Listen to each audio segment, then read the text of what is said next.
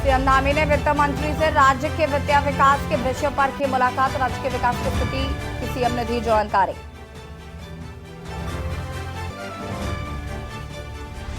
आज से 2 दिन राजधानी में जुटेंगे देश भर के साहित्यकार। 36 सत्रों का होगा आयोजन।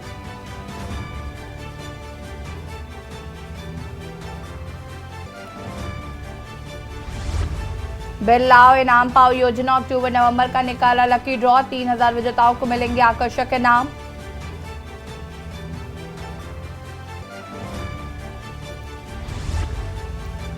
नए साल में 27 लाख उपभोक्ताओं को लगेगा महंगी बिजली का झटका। 21% हो सकती है बढ़ोतरी।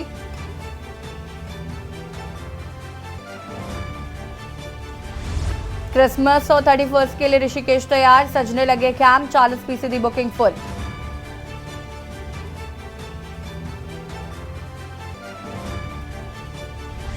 पहाड़ से लेकर मैदान तक सितारे कड़ाके की ठंड, पाला और शीतलहर बढ़ा रही लोगों की परेशानी। मौसम विभाग ने जारी किया अलर्ट। आप देख रहे हैं के न्यूज, खबरों का सारथी। नमस्कार, खबर उत्तराखंड में आप सभी का स्वागत है। मैं हूं आपके साथ यशु शुक्ला। खबर दिनेशपुर से है, जहां पर नगर के निकटवर्ती ग्राम मदनपुर पे राजकीय प्राथमिक विद्यालय परिसर में विकसित भारत संकल्प यात्रा कार्यक्रम का आयोजन किया गया। कार्यक्रम में जिलाधिकारी उदयराज सिंह, पूर्व कैबिनेट मंत्री अरविंद पांडे, भाजपा जिलाध्यक्ष गुंजन सखीजा ने मां सरस्वती की छवि के समक्ष दीप प्रज्वलित कर कार्यक्रम का शुभारंभ किया। इस दौरान स्वास्थ्य विभाग और पशुपालन विभाग, मत्स्य विभाग, समाज कल्याण विभाग, ऊर्जा निगम, ग्रामीण बैंक, बाल विकास, कृषि विभाग के तमाम स्टॉल लगाकर लोगों को विभिन्न जन कल्याणकारी योजनाओं के बारे में जानकारी दी है।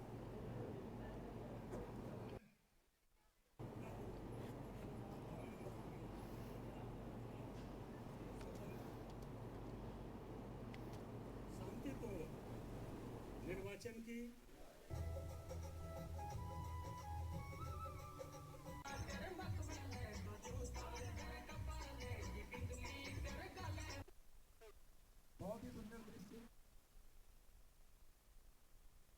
और विकसित भारत संकल्प यात्रा जो पूरे देश में ये कार्यक्रम चल रहा है और इस जनपद में भी विभिन्न विकास खंडों के प्रत्येक ग्राम पंचायत में ये लगातार कार्यक्रम चल रहा है। हमारे इस समय 5 वैन हैं जो कि कार्यक्रम फिक्स है कि किस गांव में किस दिनांक को होना है।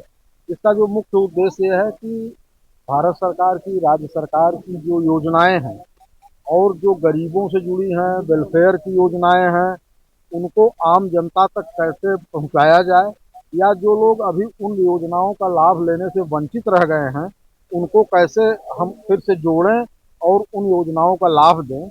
इसके लिए ये विकसित भारत संकल्प यात्रा चलाई जा रही है। उत्तराखंड विधानसभा देहरादून में वित्त मंत्री डॉक्टर प्रेमचंद अग्रवाल ने 1 सितंबर 2022 से शुरू की गई बिल लाओ इनाम पाओ योजना के 12वें और 13वें लकी ड्रॉ की घोषणा ऑनलाइन माध्यम से की है, जिसमें अक्टूबर और नवंबर माह में उपभोक्ताओं द्वारा अपलोड किए गए बिलों को शामिल किया गया। मंत्री प्रेमचंद अग्रवाल ने कहा कि आज का समारोह ऐसे उपभोक्ताओं में से 12वें और 13वें मासिक लकी ड्रॉ के विजेताओं का चयन किए जाने के लिए आयोजित किया गया, जिनके द्वारा पंजीकृत व्यापारियों से की गई खरीद पर प्राप्त बिल को BLIP UK ऐप पर अपलोड किया गया था।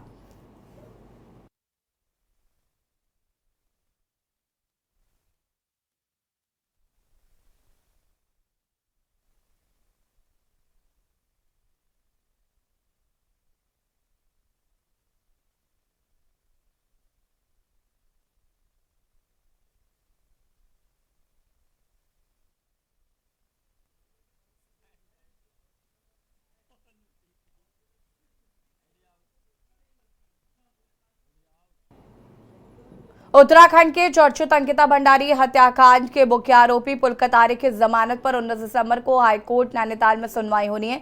अंकिता हत्याकांड को लेकर शुरू से ही प्रदेश की भाजपा पर हमलावर कांग्रेस पार्टी ने अंकिता के हत्यारोपी पुलकतारे की जमानत किसी भी कीमत पर होने के देने के निर्देश प्रदेश सरकार से मांग की है। कांग्रेस नेता गुड्डू सिंह चौहान ने प्रदेश सरकार से मांग करते हुए कहा कि पुलकतारी यदि जमानत पर बाहर आया तो वो केस को प्रभावित कर सकता है, लिहाजा उसकी जमानत नहीं होनी चाहिए।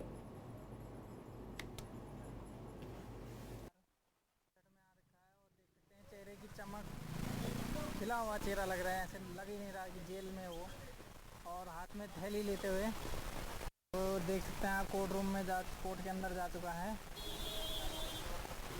तो पूरी पुलिस सुरक्षा अंकिता हत्याकांड को लेकर राज्य की सरकार पहले से ही जो है बहुत ज़्यादा उपेक्षा कर रही है। अंकिता के परिवार की उपेक्षा कर रही है, तमाम लोग जो आंदोलन कर रहे थे उनकी उपेक्षा कर रही है। और आज जिस तरह से मैं सुन रहा हूँ कि अंकिता के हत्यारों की बेल हो रही है, तो राज्य की सरकार को बहुत मजबूती के साथ 19 तारीख को उसकी पैरवी करनी चाहिए और उनकी बेल किसी भी तरह से खारिज करनी चाहिए। अगर इस कोर्ट में नहीं तो हाई कोर्ट जाएं, सुप्रीम कोर्ट जाएं, लेकिन राज्य की सरकार के मन में पैरवी। उत्तराखंड में राज्य आंदोलनकारियों के 10% क्षैतिज आरक्षण पर रार एक बार फिर छिड़ गई है। दरअसल कांग्रेस समेत तमाम विपक्षी दलों ने सरकार से राज्य आंदोलनकारियों ने इस मांग को जल्द पूरा करने की मांग की है। इसके तहत राष्ट्रवादी रीजनल पार्टी ने विधानसभा के बाहर सरकार के खिलाफ जमकर विरोध प्रदर्शन किया है। प्रदर्शनकारियों ने सरकार से विशेष सत्र बुलाकर आरक्षण बिल पारित करने की मांग की है। आपको बता दें कि पिछले करीब 23 वर्षों से राज्य आंदोलनकारी 10% क्षैतिज आरक्षण दिए जाने की मांग कर रहे हैं, लेकिन राज्य आंदोलनकारियों का इंतजार खत्म होने का नाम नहीं ले रहा है। और वहीं नाराज राज्य आंदोलनकारी संयुक्त मंच ने सरकार को चेतावनी दी है कि यदि जल्दी क्षैतिज आरक्षण के लिए विधानसभा का विशेष सत्र बुलाकर राज्य आंदोलनकारियों की इस मांग को पूरा नहीं किया गया तो राज्य आंदोलनकारी 26 दिसंबर से उग्र आंदोलन करेंगे। वहीं सत्ता पक्ष का कहना है कि सरकार राज्य आंदोलनकारियों को 10% क्षैतिज आरक्षण की मांग को पूरा करने के लिए गंभीर है। आपको बता दें कि धामी सरकार ने 8 सितंबर को विधानसभा सत्र में राज्य आंदोलनकारियों के आरक्षण विधेयक को पेश किया था, लेकिन विधेयक में कुछ संशोधन के लिए इसे प्रवर समिति को सौंपा गया था। इस समिति ने 9 नवंबर 2023 को अपनी रिपोर्ट विधानसभा अध्यक्ष ऋतु खंडूरी को सौंप दी है, जिसके बाद अब मांग की जा रही है कि जल्द ही विशेष सत्र बुलाकर राज्य आंदोलनकारियों की इस मांग को पूरा किया जाए। देखिए रिपोर्ट।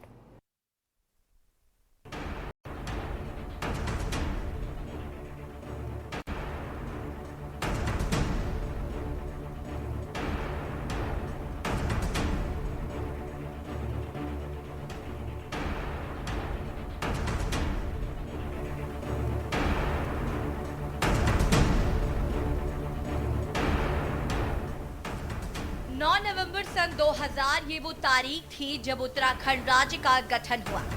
देश के 27वें राज्य के रूप में अस्तित्व में आए इस उत्तराखंड के लिए जिन राज्य आंदोलनकारियों ने संघर्ष किया, वो राज्य आंदोलनकारी आज भी संघर्ष कर रहे।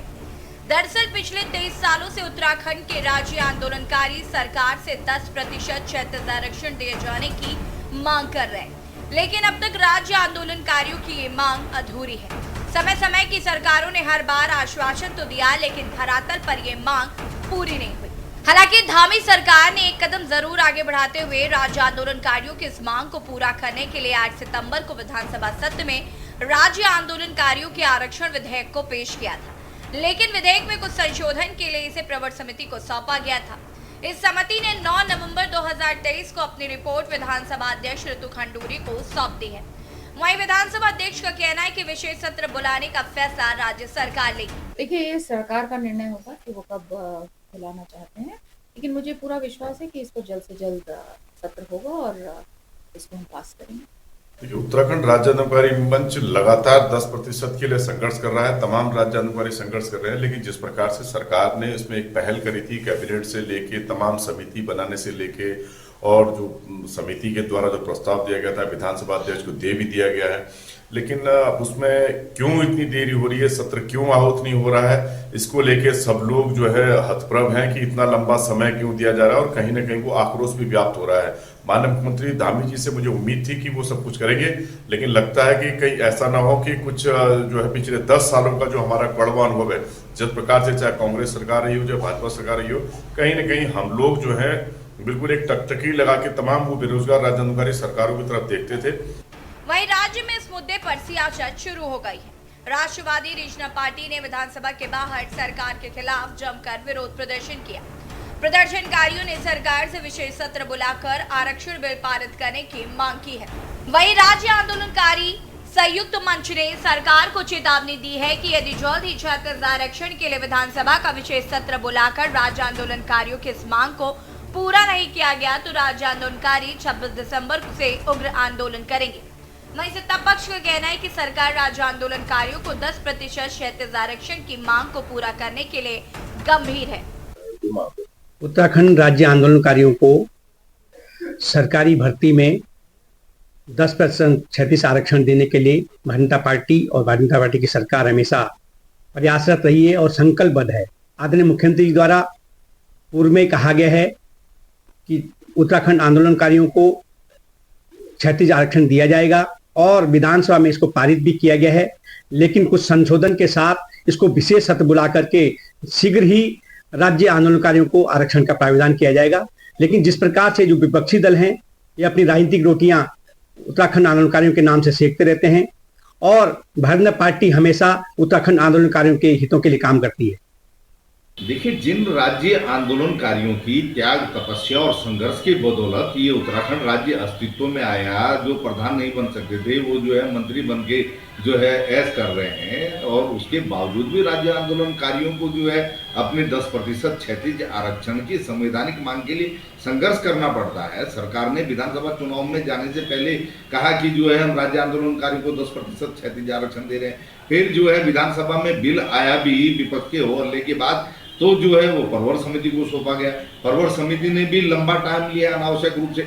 उसके बाद जो है बिल जब आ गए, संशोधन उसमें आ गए, तो विधानसभा का विशेष सत्र बुला करके उसको पारित करने में क्या दिक्कत है। 10% क्षैतिज आरक्षण जो राज्य आंदोलनकारी का अधिकार है, हक है, उसे दे देना चाहिए। और अब जो है अनावश्यक रूप से उसमें विलंब लग रहा है, तारीख पे तारीख मिल रही है।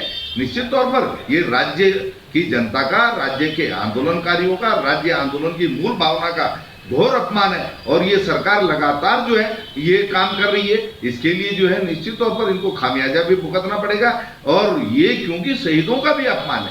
कई लोग तो 10% क्षैतिज आरक्षण की आस में जो है स्वर्गवासी हो गए, जो लग रही थी कि हमारे आश्रितों को इसका लाभ मिलेगा। आखिर और कितनी परीक्षा ये सरकार उनको कराना चाहती है। ये केवल बयानबाजी कर सकते हैं, आश्वासन दे सकते हैं, और जो है आरक्षण न देना पड़े इसके लिए तमाम तरह की बहानेबाजी लगाई जा रही है, और इसीलिए विलंब हो रहा है, जो घोर निंदनीय है। देखिए, हमारा दुर्भाग्य है प्रदेश का भी कि जिसने इस आंदोलन को करके इस राज्य को प्राप्त किया, उनको उनकी सुनवाई नहीं। तो जो क्षैतिज आरक्षण जो शुरू में भी जाना चाहिए था, इनमें लटकाते दोनों पार्टियां जिम्मेदार हैं। और यही हम कह रहे हैं कि इसके साथ साथ यही नहीं, तो क्षैतिज आरक्षण एक छोटी सी चीज़ है, तमाम राजधानी का मुद्दा यथावत है, भू कानून का मुद्दा यथावत है, हमारा मूल डोमिसाइल जो है वो नहीं मिल पा रहा है। ये तमाम मुद्दे हैं, और विशेष राज्य का दर्जा भी मिलना चाहिए था। आज तक कि हमारा सीमांत क्षेत्र है, भौगोलिक विषम परिस्थितियाँ हैं, वो चीज़ नहीं हो पा रही। तो ये हमारी विडंबना है। ऐसा प्रदेश हमने जब प्रदेश लिया और उसके बाद ऐसी सरकारें आई, ये हमारे लिए सब दुर्भाग्यपूर्ण है। उत्तराखंड का अंत इसीलिए संघर्षरत है कि इन तमाम चीज़ों पर आज तक क्षैतिज आरक्षण भी पूरा होता। और ये कैबिनेट मिनिस्टर, अच्छा कैबिनेट मिनिस्टर क्यों नहीं बन पा रहे? क्या मतलब ऐसी क्या वो है कि आप नहीं कर पा रहे? कुल मिलाकर राज्य में आंदोलनकारियों की 10% क्षैतिज आरक्षण पर रार एक बार फिर छिड़ गई है। कांग्रेस समेत तमाम विपक्षी दलों ने सरकार की घेराबंदी तेज कर दी है।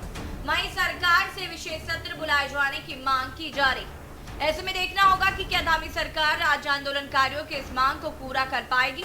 क्या सरकार विशेष सत्र बुलाएगी या फिर इंतजार और बढ़ाएगी? Uttarakhand desk report. और अब खबर ऋषिकेश से है, जहां पर ऋषिकेश बार एसोसिएशन 2023 वार्षिक चुनाव के लिए वोटिंग की जा रही है, जिसमें 399 अधिवक्ता, अध्यक्ष, उपाध्यक्ष, कोषाध्यक्ष, महासचिव, सहसचिव सहित विभिन्न पदों पर चुनाव लड़ रहे प्रत्याशियों के भाग्य का फैसला वोटिंग के जरिए किया गया।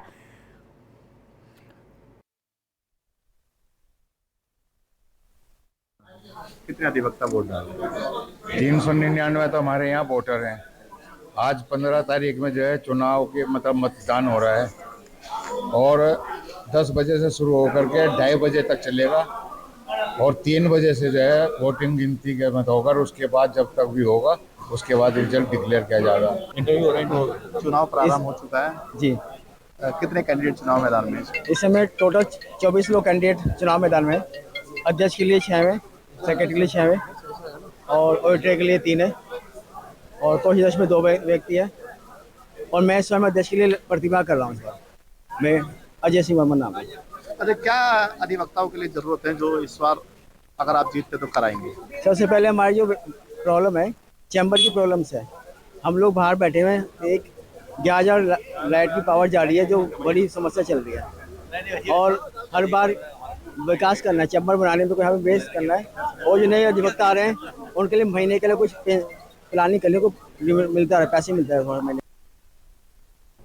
प्रदेश के मुखिया पुष्कर सिंह धामी द्वारा किए जा रहे सिख सम्मेलन को लेकर किसानों के बीच असमंजस की स्थिति बनी हुई है और इस असमंजस की स्थिति को खत्म करने के लिए जनपद उधम सिंह नगर के काशीपुर मंडी समिति में भारत किसान यूनियन के बैनर तले यूनियन के पदाधिकारी कार्यकर्ताओं के साथ बैठक का आयोजन किया गया, जिसमें सिख सम्मेलन की कुछ बिंदुओं पर वार्ता हुई और अपनी शर्तों के साथ किसान सिख सम्मेलन में जाने के लिए तैयार हुआ।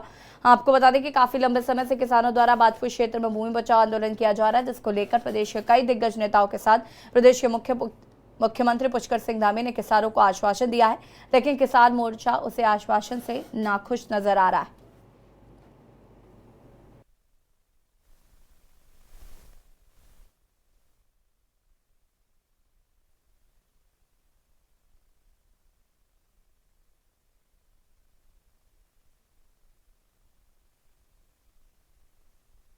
वाली 18 दिसंबर को माननीय मुख्यमंत्री जी रुद्रपुर में सिख सम्मेलन करने जा रहे हैं।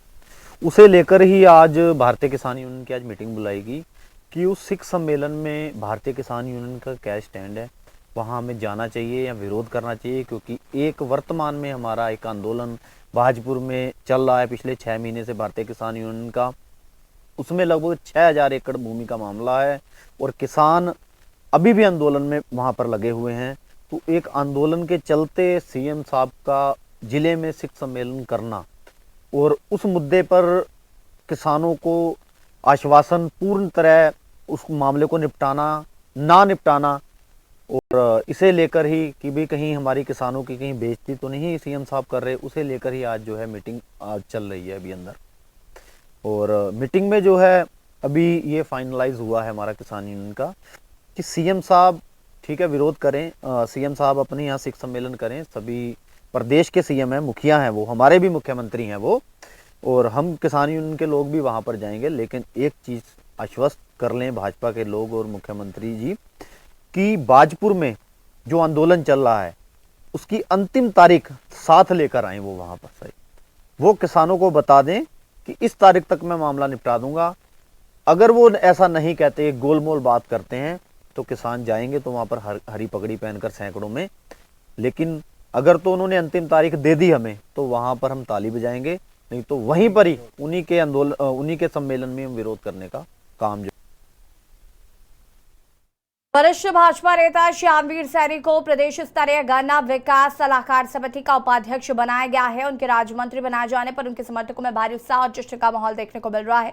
श्यामवीर सैनी ने भाजपा हाईकमान के साथ साथ मुख्यमंत्री पुष्कर सिंह धामी का आभार जताया। वहीं अपनी टीम के साथ पहुंचे ज्वालापुर विधानसभा के पूर्व विधायक चंद्रशेखर बट्टेवाला ने मिठाई वितरण का फूल मालाओं से स्वागत किया। इस मौके पर श्यामवीर सैनी ने जानकारी देते हुए कहा कि वह एक किसान परिवार से और गन्ना किसानों की समस्याओं को भलीभांति प्रकार से जानते और समझते हैं। सरकार उन्हें जो जिम्मेदारी सौंप रही है उस पर वो खरा उतरेंगे।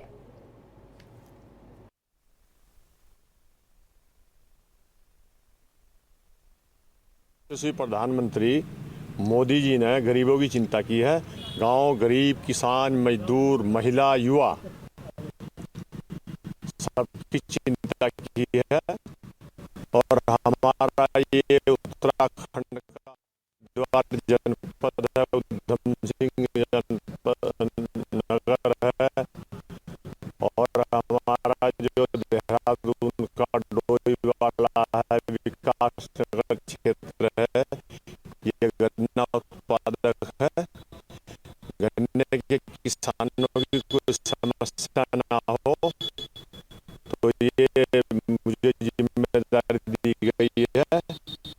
उत्तराखंड हाईकोर्ट ने उत्तरायणी मेले के दौरान सरयू नदी बागेश्वर और दुकानों का वेस्ट सरयू नदी में डाले जाने के खिलाफ दायर ज्वलंत याचिका पर सुनवाई की है।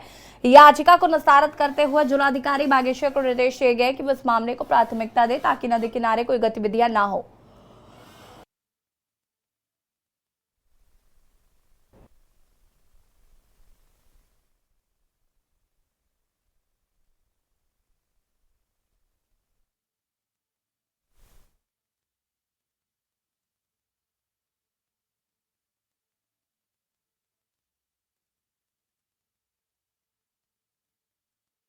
सिंह रावत जी द्वारा माननीय उच्च न्यायालय में एक रिट याचिका यहाँ पे दाखिल की गई कि ये संगम में जो हमारी पौराणिक नदियाँ हैं और धार्मिक प्लेस है जहाँ पे सब कर्मकांड इत्यादि वहाँ पे किए जाते हैं, तो वहाँ पर प्रशासन और नगरपालिका द्वारा व्यावसायिक गतिविधियों को बढ़ावा दिया जा रहा है और जिससे जहाँ पर ये व्यावसायिक गतिविधियों से नदी बहुत रूप से अत्यधिक रूप से प्रदूषित हो रही थी, नदी का वेग भी प्रभावित हो रहा था और कुछ लोगों ने वहाँ पे अवैध तरीके से अपने फड़ भी लगाए हुए थे, जिसे माननीय उच्च न्यायालय ने स्वीकार करते हुए खंडपीठ द्वारा माननीय न्यायालय की उन्होंने रिट को निस्तारित करते हुए प्रशासन को ये आदेश दिया कि कर्मकांड इत्यादि संगम पर किए जाएंगे, वो यथावत सुचारू रूप से चलते रहेंगे, परंतु वहाँ पर किसी भी प्रकार की कोई भी व्यावसायिक गतिविधि को चालू नहीं किया जाएगा।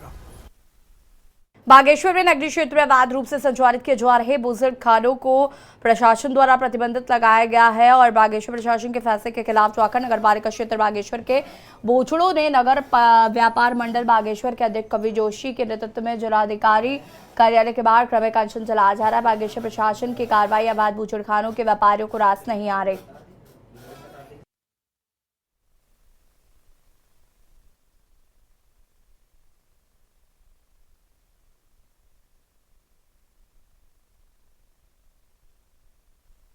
मुझे लगता है अगर ऐसा आज से करीब 5 साल 10 साल पहले होता, जो अभी डीएम साहब ने निर्णय लिया है, ये इनका मैं बहुत स्वागत करता हूँ। ये बहुत अच्छा लग रहा है मुझे, क्योंकि बागेश्वर हमारे बागनाथ की नगरी है, सेकिन हरिद्वार के तर्ज पे जाना जाता है।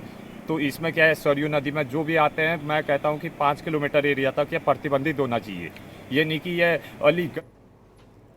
और खबर उत्तराखंड में फिलहाल आता है, देखते रहिए के न्यूज़। नमस्कार। आप देख रहे हैं के न्यूज़, खबरों का सारथी।